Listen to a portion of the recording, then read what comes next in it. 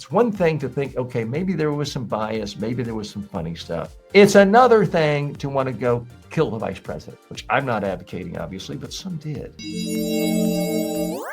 How your brain makes election fraud claims feel real. New research led by Andre Vaz of Ruhr University reveals that our brains may literally be wired to misinterpret vote counts. When an early leader falls behind later in the tally, people, regardless of political affiliation, are more likely to suspect fraud, even when the election is completely fair. The team ran 7 studies with nearly 1,500 participants across the US and the United Kingdom. The pattern was consistent. Early leaders seem more legitimate, while late comebacks appear suspicious. Vaz calls it the cumulative redundancy bias, a mental glitch where first impressions dominate even when facts change. Using data from Georgia's 2020 presidential election, the researchers found that if ballots had been counted in reverse order, it might have been Democrats, not Republicans, crying foul. The findings published in Psychological Science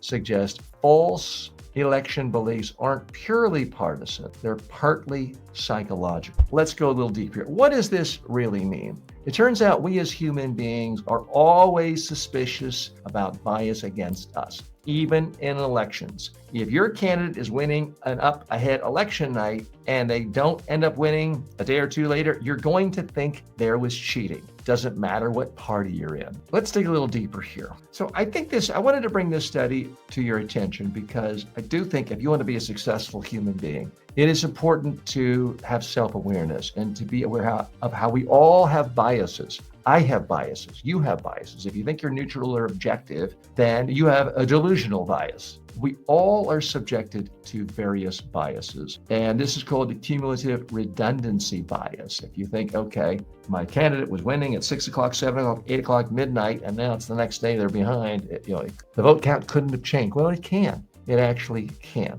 Now, there are some differences, though. I buy into this idea that this can happen to people regardless of their ideology or regardless of their party. What did happen in the United States in recent years goes beyond that. It's one thing to think, okay, maybe something strange or funny happened in the election, or why was my candidate winning election night and then ultimately they failed? I think it's one thing to think, okay, maybe there was some bias, maybe there was some funny stuff. It's another thing to want to go kill the vice president, which I'm not advocating, obviously, but some did. It's another thing to take pitchforks and guns and raid the Capitol because you are so convinced that something foul happened, that some fraud take place. There's a confidence there. There's an absolute commitment to knowing you're right that I don't think spans the ideological spectrum. Because at some point, I believe truly intelligent people, self-aware people, understand, okay, I could be wrong. I might want a particular outcome.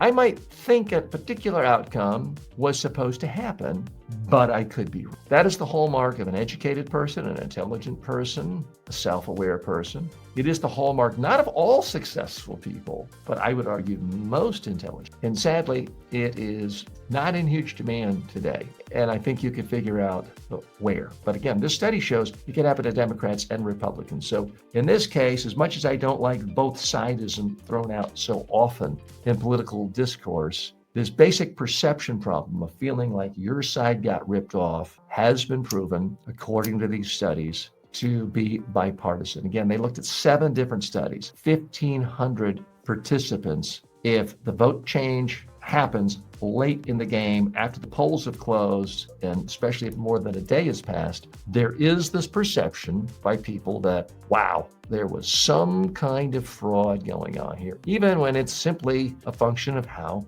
votes can be counted. I'm TJ Walker. We've got some more stories ahead for you. We're going to be taking a look at some, what I think is positive news going on in California and how that state is trying to create healthier children and healthier diets for children.